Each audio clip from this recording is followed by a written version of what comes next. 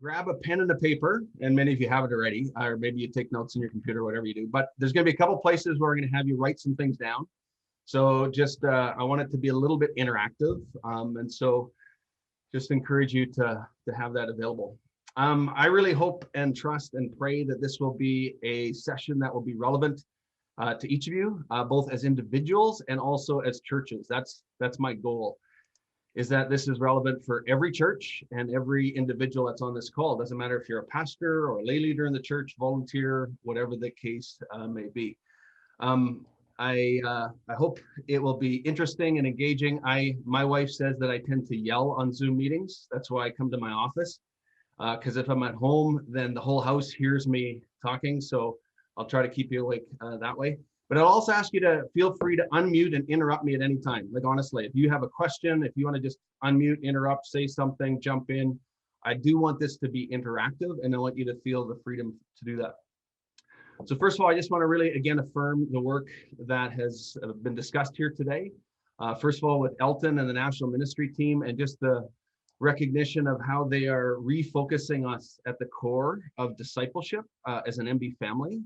And Phil, you've been a big part of that, and thank you for that. Jackie, the work with the developmental leadership team. Luke, the work that you're doing in Saskatchewan. Like, I just really appreciate that refocus on discipleship that we have in our MB family across the country. I think that's so crucial because discipleship is at the core of our theological formation, of church health, of leadership development, and it's at the core of mission. And so it's just really, really important for us. So today's focus is, as you know, is to explore this metaphor. And I want to play off this metaphor of discipleship ecosystems. And every metaphor breaks down, we know that, and they can only be extended so far. But I have found it helpful, and I hope that you might find it helpful to think about leadership development and also discipleship in a bit of a different way, maybe. So I'm going to share my screen, and I'm going to just put a few slides that we'll walk through here. So what I wanted to share with you is, first of all, that I have a few small but important kind of shadow missions in my life. I'll call them that. There's the big mission. We're given the great commission of Jesus. And I have some shadow missions in my life. And here's a couple of them. One of my shadow missions is, can you see that? Yeah. One of my shadow missions is to help people move from Apple to Microsoft. And that is not always an easy thing to do, but it didn't work at all at the Canadian conference when I worked with Elton and Kara and Carson. And it's not really working at our church here either, but it's one of my shadow missions all the same. Another shadow mission that I have is to eliminate Times New Roman font and Comic Sans font from all of the public domain. I just think that they're not helpful. And so fonts matter. And so that's just another one of my small shadow missions. And then my last one is this one, is that we move from a metaphor of a pipeline to a metaphor of an ecosystem. And what I mean by that is oftentimes we've heard reference to a leadership pipeline or even a discipleship pipeline. And while it does hold some value and merit, and there's lots of things that are good about it, I find that the metaphor of a pipeline itself is one that I've struggled with for a whole variety of reasons.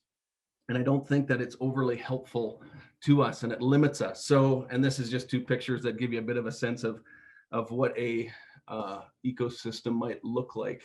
First of all, a pipeline is typically very linear. It's kind of rigid. The inputs on one end often reflect the outputs that come on the other end. And so we often have the outputs that look very similar to the input. The contents of what's in there are typically unaffected by the environment. If you think of a pipeline, sometimes that's not a bad thing, but a pipeline is very linear, very structured, very rigid. It has a very defined pathway. And so for me, a nagging question has been, okay, what can be a better metaphor? What can help us to think through discipleship and leadership development a little bit differently?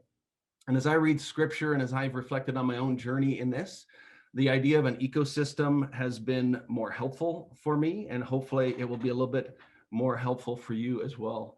I think when we do discipleship well, leadership development comes out of that. And I think we intuitively know that. And I know that that's part of the design and the model that Canadian Conference is working from, and SaskMB as well too. And I just really affirm that the idea that when we do discipleship well, then leadership grows out of that.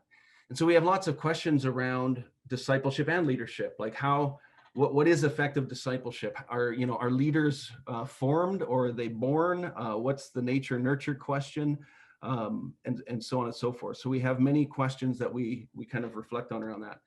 So an ecosystem is one, I don't know what you think about when you think about the word ecosystem, but I think this definition helps us a little bit. An ecosystem is the complex of living organisms, their physical environment, and all of their interrelationships in a particular unit of space.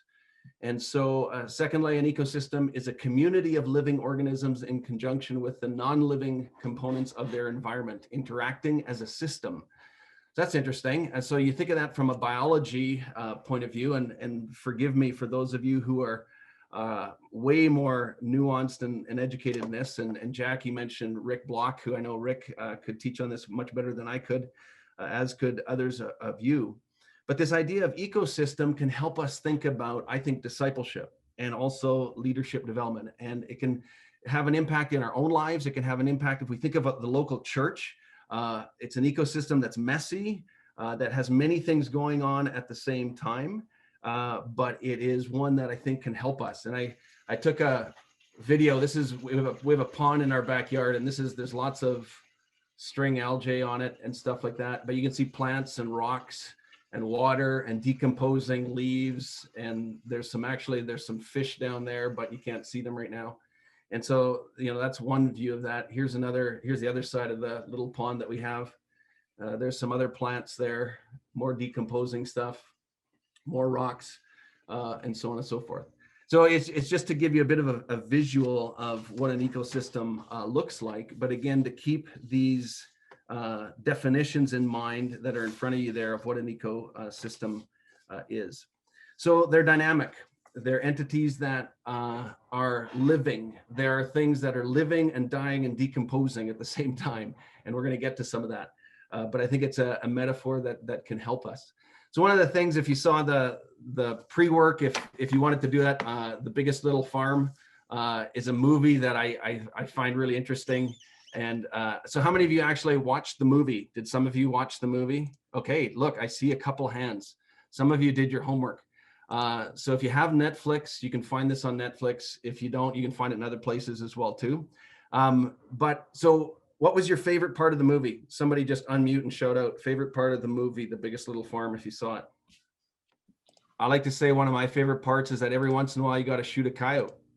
My daughter Jody doesn't think that was the whole point of the coyote being shot, but I just thought once in a while you got to shoot a coyote in an ecosystem. Anything else? What's your favorite part? I was just going to say, I was stressed the whole time thinking that the whole farm was going to get burned up. Exactly. From that shot at the beginning. Yeah. So spoiler alert for those of you who decide to watch the movie afterwards, the farm doesn't burn down. So there you go. Okay. Anyways, it's just for fun. I'd encourage you, if you haven't watched it, you can watch it with your family or what, but if you want, I was thinking showing that movie in Saskatchewan is interesting. I mean, here's some LA people, a couple from LA who go outside of their city and start this organic farm. And somehow they get all kinds of major investors because the amount of equipment that they have, and they're sustained for like 7 years in their non-money making kind of venture. And I'm thinking, boy, how many farmers would like to go and get investors? So there might be some investment ideas that you have from there.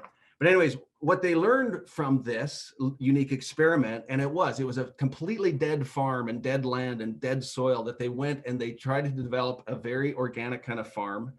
And they learned that rather than a monoculture farm where you grow all one thing, and in California, it's filled with monoculture farms where you grow, all almonds or all oranges or all whatever they grow in California. And they realized that diversity is your friend. And they wanted to do this farm in a way that natural ecosystems work. And so you regulate, a farm will regulate itself actually through diversity. And I think as we look at scripture, we're going to look at some scripture texts, and we could look at many scripture texts. We see that biblically, that even as we grow as people, when there is diversity, there is this natural kind of regulation that happens when we're not all the same. And so the importance of diversity is so key in this movie, and also in this metaphor that we're trying to build on. A couple other things from the movie. I had some other people watch it here, and one person said, if you did watch the movie, Alan was kind of their specialist. He was their guru, who is their teacher. You know, you might call him their rabbi if you want to push the metaphor too far. And somebody said, yeah, Alan was like Jesus, because, okay, another movie alert, Alan dies with cancer. And then he says, like, Jesus left them and Alan left them. And I thought, okay, that's pushing the metaphor way too far. So I'm not saying that, but there was interesting things that Alan taught them. Alan taught them about pruning and uprooting. He taught them that diversity eventually leads to simplicity. That eventually you get an ecosystem that starts to become like the flywheel effect, and it starts to become self-perpetuating and self-regulating and so on.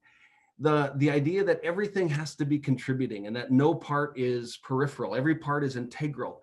And so in an ecosystem, every part contributes in some form, and everybody has a role to play. Another thing that comes through in that movie is that everything that dies actually gets broken down to minerals and nutrients to feed the other plants. And then last point that I'll make is probably the biggest point of the whole movie and this whole metaphor, is that it's all about the soil. And if you have rich soil with rich nutrients, you have healthy soil, unbelievable things can grow. And so the soil matters. And so that is something that just comes through in this movie, and also what I want to really highlight in this metaphor and what we're talking about today. So if you have your Bibles with you, I want you to turn to Matthew chapter 13, and I want to talk about soil and the metaphor of soil. So Matthew 13, and let me just pull it out here myself. Matthew 13, Jesus gives this parable, and it's a well-known parable that we are quite familiar with. But in a lot of Bible translations, it talks about the parable of the sower. And that's just a heading that is given to it. And it is a parable about the sower to a point. But I think what's more important is that it's actually a parable about soil. It's really about soil. Because the one thing that's different, and in Jesus' parables, what he's pointing to in any of his parables, if you think of the house that was built on the rock and the house that was built on the sand, the point is what's the difference? Where is the difference come in? And in this parable of Matthew 13, the difference is the soil. The soil is what's different. The seed's the same, the sower is the same, he's scattering the seed, but then it's the soil. And so he says this: a farmer went out to sow his seed, and he was scattering the seeds, and some fell along the path, and the birds came and ate it up, and some fell on rocky places where it did not have much soil, and it sprang up quickly because the soil was shallow. But when the sun came up, the plants were scorched, and they withered because they had no root. Another seed fell among the thorns, which grew up and choked the plants. And still other seed fell on good soil, where it produced a crop 160 or 30 times what was sown. Whoever has ears, let them hear. And so that's what Jesus says in the parable of the sower, or the soil. And then he goes on and he explains the passage. And I've just put up here on the slide, just, here's the summary of what Jesus says. He says the soil, or the seed that falls in the footpath, it's people who hear the message, evil snatches it away, they don't understand it, and the soil is hard and parched. The rocky soil, it has shallow roots, the growth doesn't last, it falls away with problems and persecution. The seed that falls among the thorns, and that kind of soil, it says that the message is crowded out. It's choked out by the worries of this life, by the lure of wealth, and therefore there is no fruit. And then lastly, it talks about the idea that good soil is those who truly hear and understand and actually produce a harvest of 160 and 30 times. And so that's the parable of the soils. So this parable, I think, is one that is really important for us as we think about discipleship, because discipleship comes out of the soil of our life, and it also comes out of the soil of our churches. And so we have to pay attention to that. And so when you think about this, here's a couple of questions that I have for us. And actually, I'll come back to that in a minute. And I want us to actually, we're going to go into a breakout room in a little bit. I won't just yet, but I want to do one breakout room just to give you a chance to discuss, but I'll go a little bit farther than this. So write down these questions. And this is part of what you'll talk about in your breakout room. So what does this parable speak to us about discipleship and leadership development? And how is the soil of your own soul? And how is the soil of the culture of your church? So if you think about the culture of our churches, what's the soil like? That's maybe one way to think about the soil of our church is what's the culture of it like? So those, just write down those two questions. What does this parable speak to us about discipleship and leadership development? How is the soil of your own soul? And how is the soil of the culture of your church? Okay. So hold on to those questions. We're going to give you a chance in a breakout room in just a bit around those.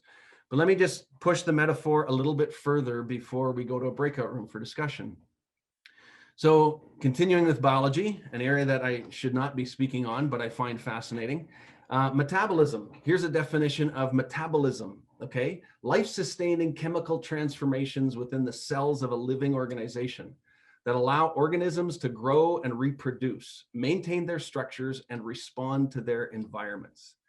Okay, interesting definition. Now, here's what I did. I took out one word and I put the word church in there.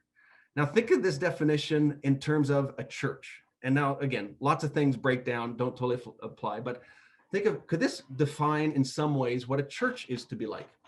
Life-sustaining transformations are happening within the church, within the cells of living organisms that allow organisms to grow and reproduce, maintain their structures, and I would probably say adapt their structures, and respond to their environments. And as I think about the church and what we're called to do, and even as I think about this season of COVID and how it is that we think about discipleship and leadership development, I think, when we look to what God has already put in place in nature through science, through biology, through the ecosystem kind of metaphor, we see that the church is this living organism. It's this living place where things are growing and reproducing. We maintain our structures. We also adapt our structures, and then we constantly respond to our environments.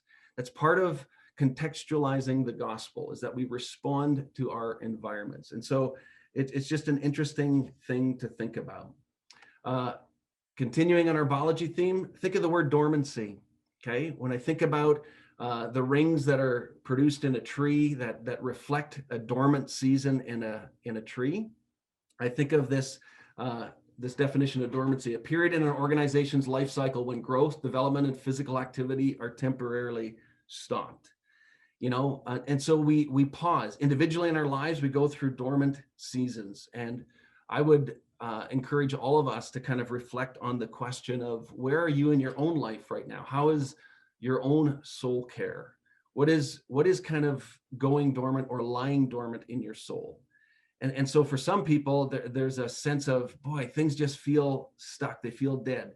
And I can relate to that. I've shared with a few people. I feel like I'm personally in a bit of a stuck season in my life right now, even in my leadership.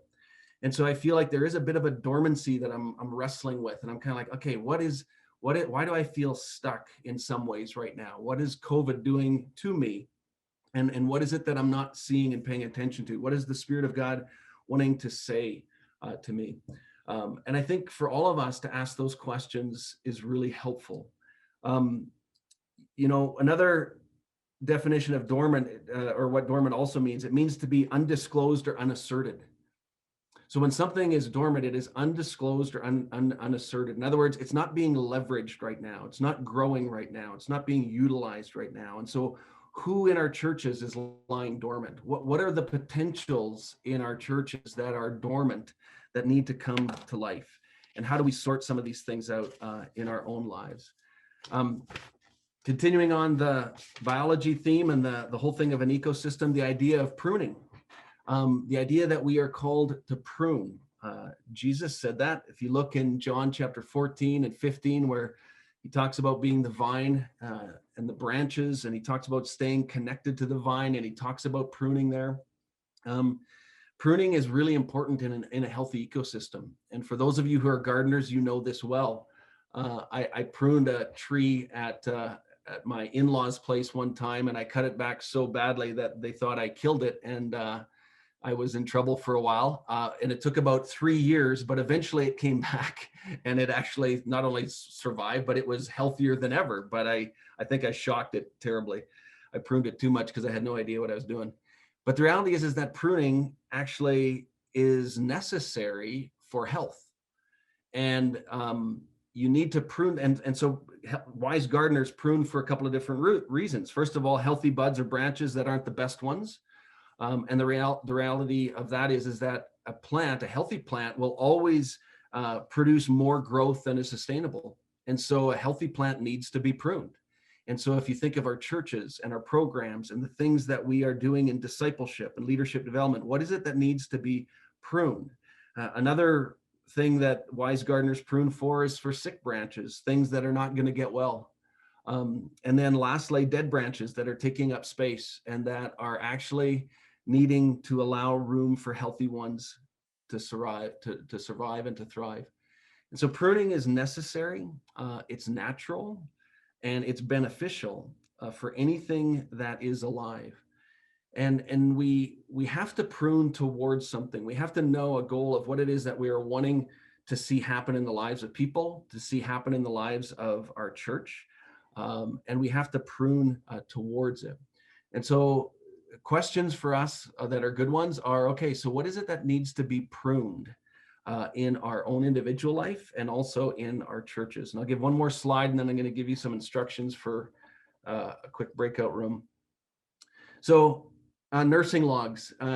Years ago, I lived on the west coast of BC, and if you go and do some hiking there, especially on the island, it's a natural rainforest, and you see these kind of trees there, and they're stunning. And what happens is that one tree dies and it falls down, and then the xylem and phloem, I remember that from biology, that flows through even a seemingly dead tree actually is used and grows up into another tree. A little root kind of shoots up, and another tree starts to grow out of this dead tree. And the dead trees, the ones that are lying down, are called nursing logs. And they actually nurse the new growth. And so the metaphor that I love from this picture is that sometimes some things need to die in order to produce new life. And so even in our discipleship, even in our leadership development, a good question is, what is it that needs to die in order to support new growth and new life? And sometimes it's really hard to let things die.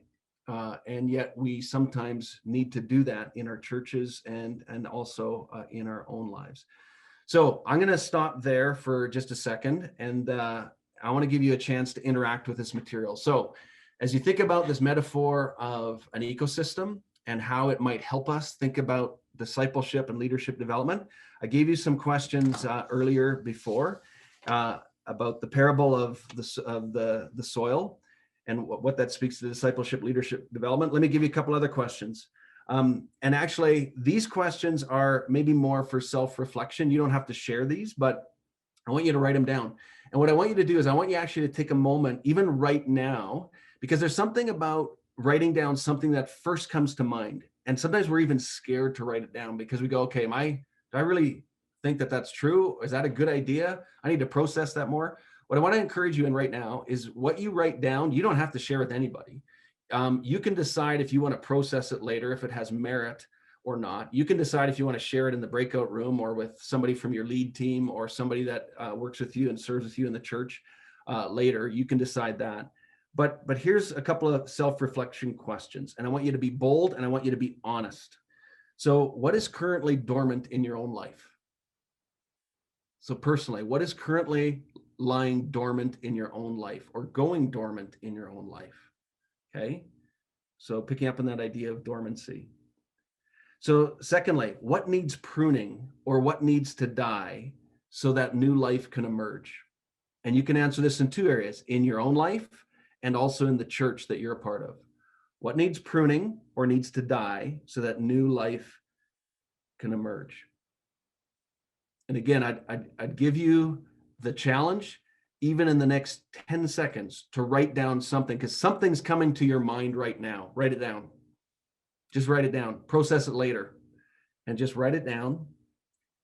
Think about it later. Test it later. You might want to share it with somebody later. But how would you answer those questions?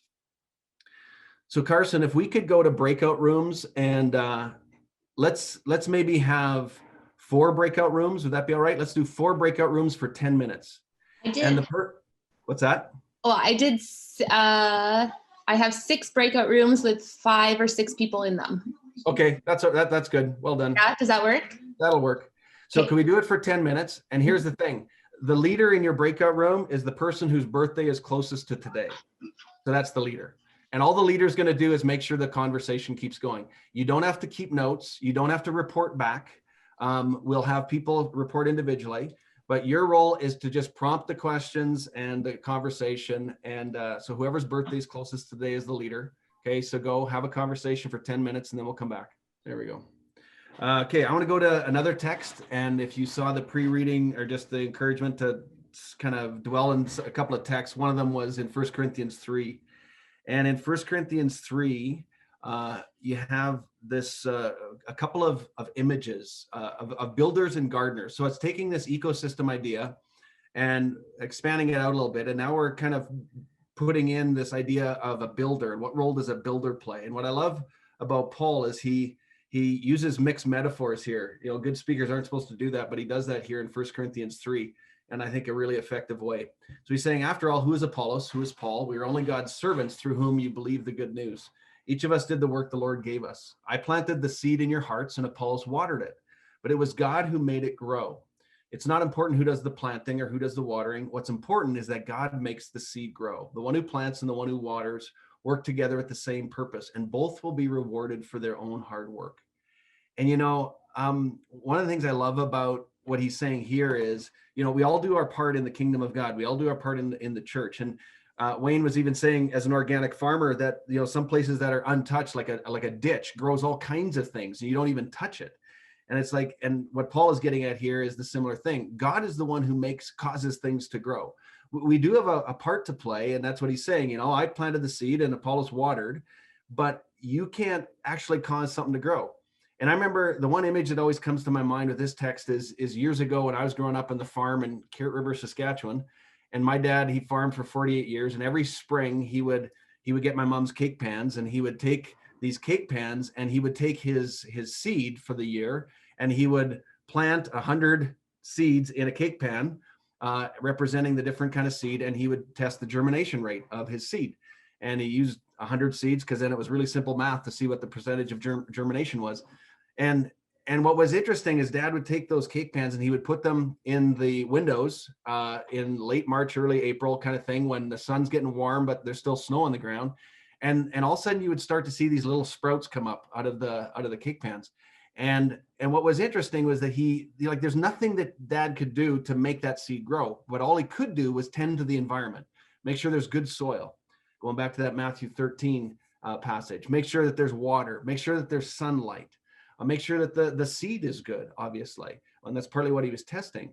And so that's what Paul's getting at here, is that we don't cause anything to grow. Only God can do that. But we play a part to tend to the environment and actually facilitate some of that. So Paul here, he's talking about in some ways being a gardener or a farmer. And then he makes this transition. Verse 9, he uses this mixed metaphor. He says, for we are both God's workers, and you are God's field. And then he makes this shift and he says, you are God's building. And now he goes into the building analogy as he keeps going in verse 10 to 11. And he says, because of God's grace to me, I have laid the foundation like an expert builder. Now others are building on it, but whoever is building on this foundation must be very careful, for no one can lay any foundation other than the one we already have, Jesus Christ. And so Paul now is shifting, and he's using this metaphor of a builder alongside this metaphor of a gardener. And again, like I said, a gardener is more hands-off. A gardener is concerned about the environment. A gardener typically is somebody who is patient and very future-oriented. They know that growing takes time. It doesn't always happen in the ways that we expect. It happens kind of differently at times.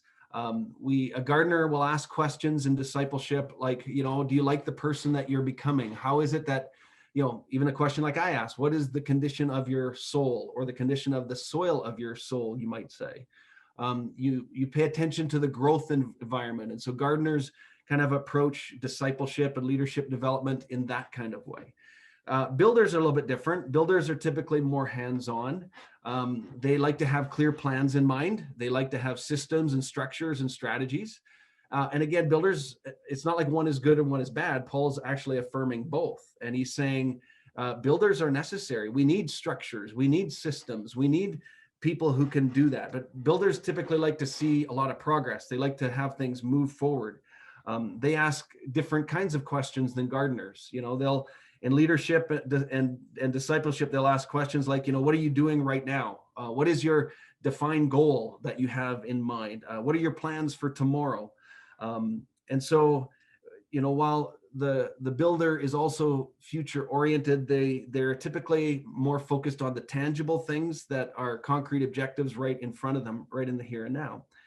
And so my guess is that if you think of what Paul's saying here about if you use this, just the simplified version of a builder or gardener, you would probably, each one of you would probably be able to identify right away, oh, I'm a builder or I'm a gardener. My tendency is to approach things in one way or the other.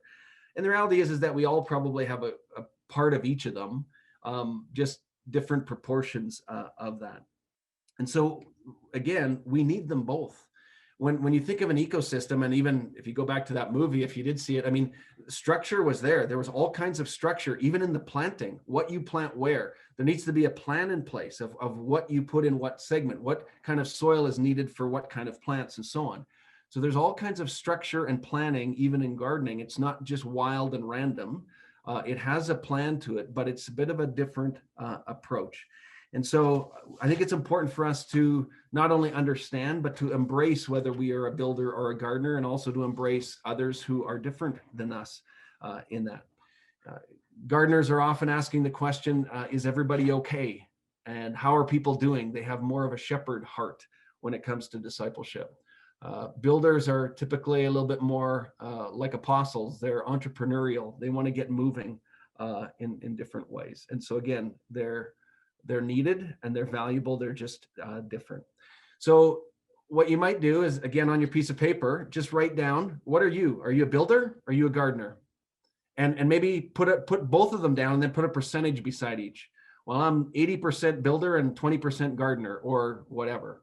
And just give some reflection on how you approach discipleship and leadership development in your own life and what that looks like. Here's a picture of a trellis. This is also in our backyard. This is a trellis I built years ago when it looked really nice, pristine and new, and it doesn't look like that anymore.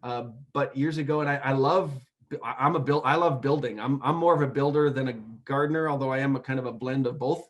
And so I love physically building. My day offs are with a tool belt around my waist and building something. And so I love to do that. And so this is a structure, a trellis, you might call it, that is built for certain kind of growth. So I approach things in that way. So how does this look like in our church? Well, I'll give you one example. In our church, and some of you have seen this before, I've shared this in different settings. For many, many years, we've had these, what we call our context of discipleship. And so when we think of us as a church, as Forest Grove and all of our different sites, we think of church being it's small groups, it's corporate worship, it's missions, both local, national, global, and it's also family ministries. Those are the four kind of contexts. And you might think of them as structures. That's what they are. They're a certain kind of structure that you decide to have as a church. And so every one of us has them. We all do some kind of corporate worship gathering or a service. Most of us have some kind of small groups. And so these structures, we use common language and so on, but we have different ones. And so we have to just understand what they are. But the structures aren't there just for the structure. The structures are actually there for growth. And so this is my trellis many years later. And it doesn't look that good right now. My vines aren't quite that healthy anymore. In fact, I think I have to move into a season of radical pruning because my vines are kind of looking very unhealthy in many ways. So, but the structure is there to provide for growth. And so what are the appropriate structures in order to actually facilitate growth? And again, just using our example as a church, one of the things that we talk about is Luke had mentioned earlier about, okay, so what is your discipleship process? Well, here's 4 steps that we've kind of identified that we find helpful to think about how growth can occur within disciples. Well, we want people to create community. You aren't a disciple alone, so creating community is one step of discipleship. We want people to both experience and model Jesus's love. That's how we think of discipleship. You need to experience it yourself so that you actually have a personal transformation story, and that's an ongoing thing that you do, that of your relationship with Jesus, but then also to model that to other people. We want to be people who are intentional to train one another in obedience. And so we try to do that as a church and as a staff and as lay leaders in the church. We want people to understand that we are all called to make disciples who make disciples. And so we want to be intentional. And then the last one is just these two things that we often make a false dichotomy of. Well, is it about serving others or proclaiming the gospel? Well, it's always about both. It's like, so we want to do those things together and hold them in tension together. So again, are these perfect and comprehensive, capture everything? No, we found them helpful. And so they're part of the structures and part of the growth plan that we have, that we want to kind of walk in as a church. Because I think every strength has a shadow side. So the shadow side of a gardener is that you actually don't get anything done. The shadow side of the gardener is that we actually can be so okay with just everything being organic and everything just kind of flowing that we actually don't have a plan, and we actually don't have any kind of structures, and we just think, well, God will just cause everything to grow. And so that's the shadow side of the gardener. And there's part of me that can be like that, believe it or not, like I can be, where I can be too much hands off, and I actually need to be a little bit more hands on. And so the shadow side of a builder is that you can go so fast and build structures so quickly. Going back to what Jackie said, is that they actually aren't the right structures to produce growth, or the builder can go so fast that you leave a wake behind you, that people get hurt in that wake because, and again, sometimes these are the apostolic or entrepreneurial leaders who are always building, always creating, always pushing forward. And we need those people, but we also need people around them who can tend to the wake, because there usually is some. And so I think that's partly the shadow side or the blind spots, maybe for both of them. Does that make sense? Okay, well, let me keep going here. So as I was thinking about this, even for today, and I've thought about this in other times, I was thinking, okay, so what have been some of the most powerful discipleship experiences I've had? And I'm just going to relate to you one story. And so my daughter Jody, who's also on this call, and she serves in our church, discipleship lessons from the West Coast Trail. When I worked at Columbia Bible College years ago, I had the privilege of doing the West Coast Trail a few times, and since leaving there, I have had different people ask me to take me, including my kids.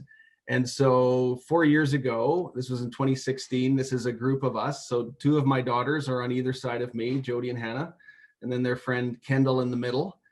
She is the Alaskan woman who runs up mountains for just for fun. And I let her carry my backpack plus hers for a while, because she's in way better shape than any of us.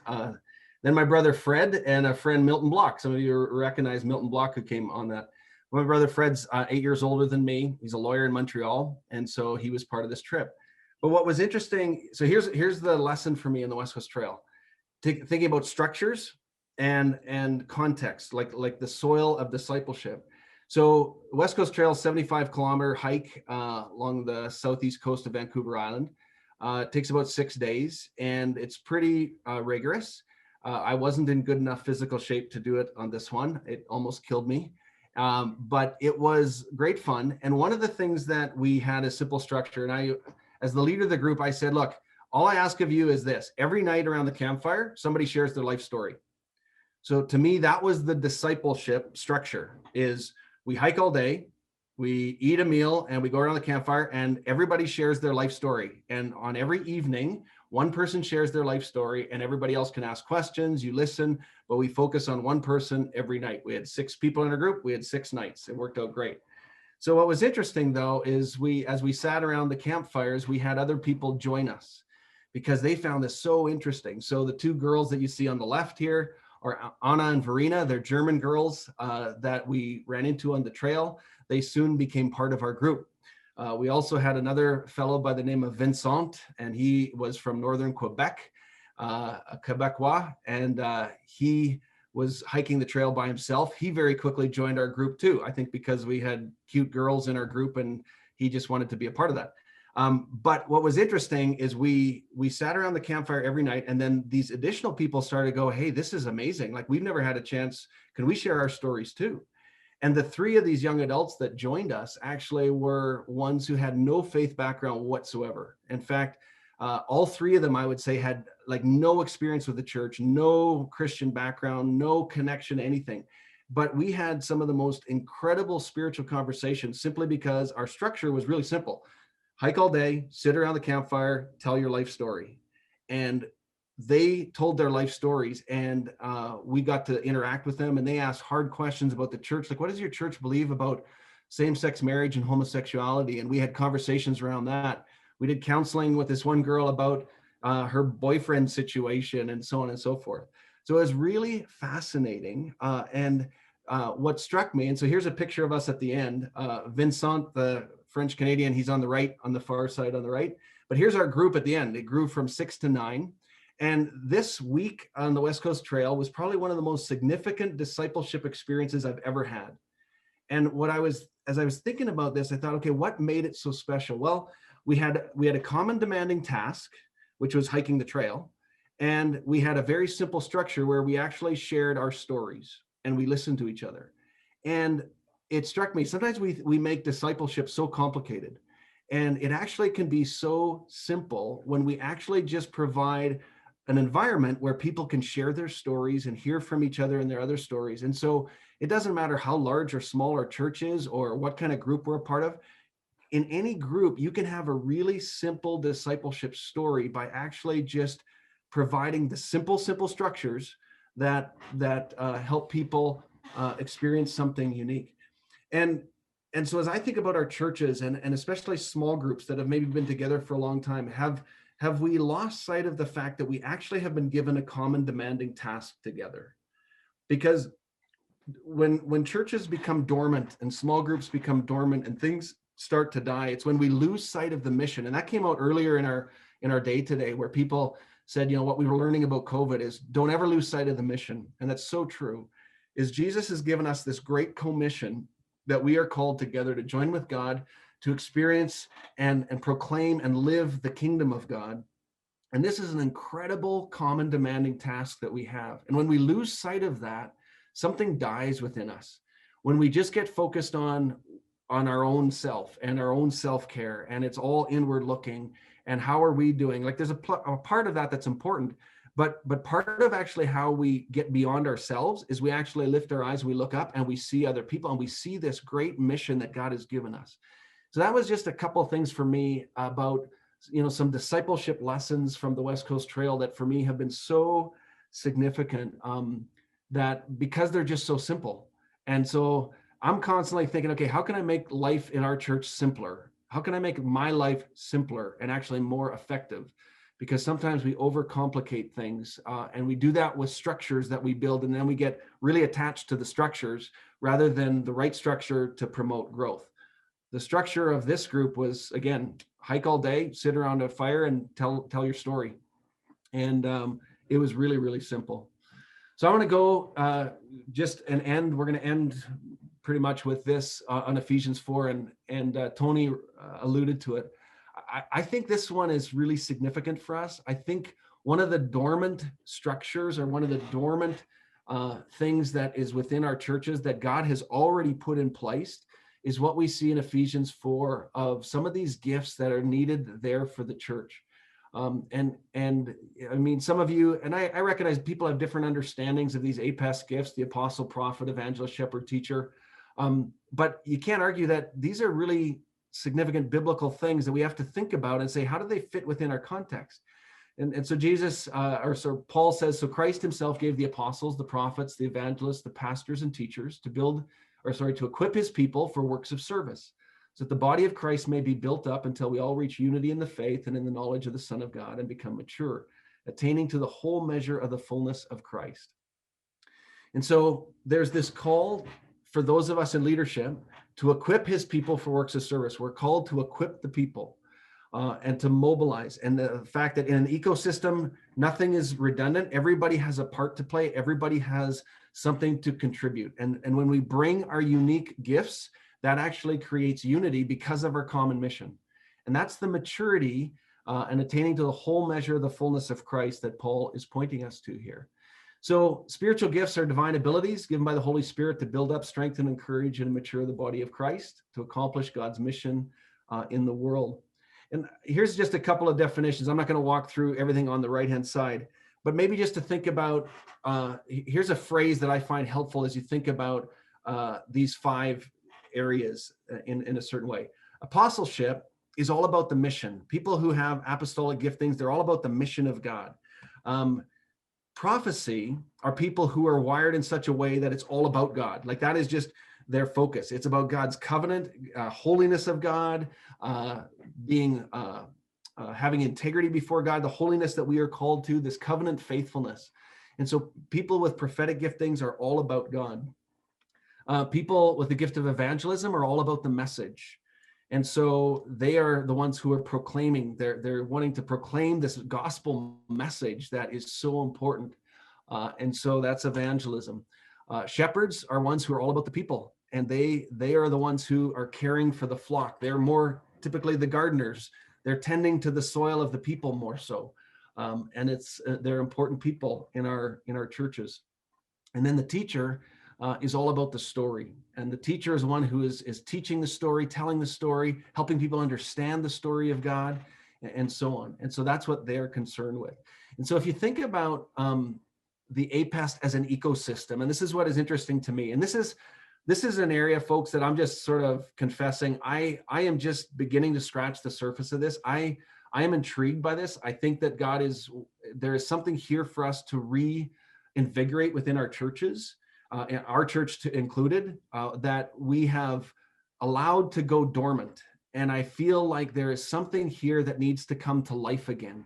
When we think of what are the true marks of the church, I think these things actually are important for us, that we would have a missional impact. That's that apostolic part. That we would have covenant faithfulness. That's that prophetic part. That we would have gospel proclamation. That's that evangelism part. That we would have reconciled community. That's the shepherd part. That we would have deep wisdom. That's the teaching part.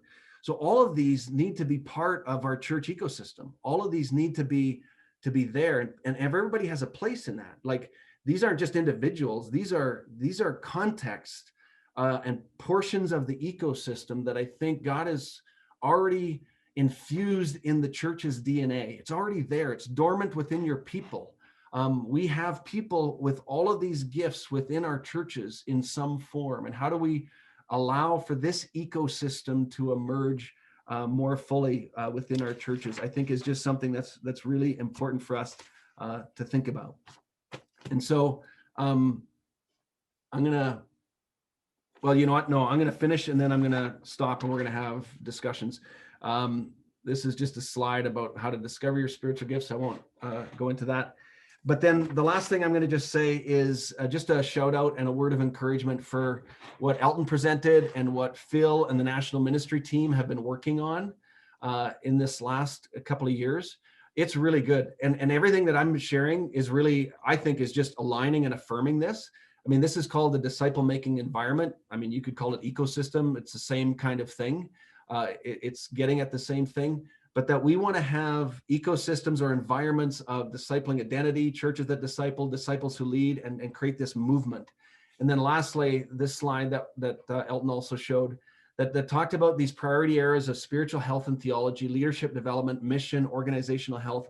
This is all part of the ecosystem now, or this environment that we have as an MB family to help create healthy soil, to help create growth in discipleship. And out of that effective and healthy leadership development would actually emerge. And then if you look at that bottom one, that organizational health, that healthy churches, because they have, see, it says systems and operational effectiveness. So do we have healthy structures? Are there structures that are healthy, that are necessary and effective for the growth that we want to see happen? And so I'm gonna stop it at that. And just hit pause from me talking and give you a chance to kind of reflect, ask questions, or just something that's helpful for you in this conversation.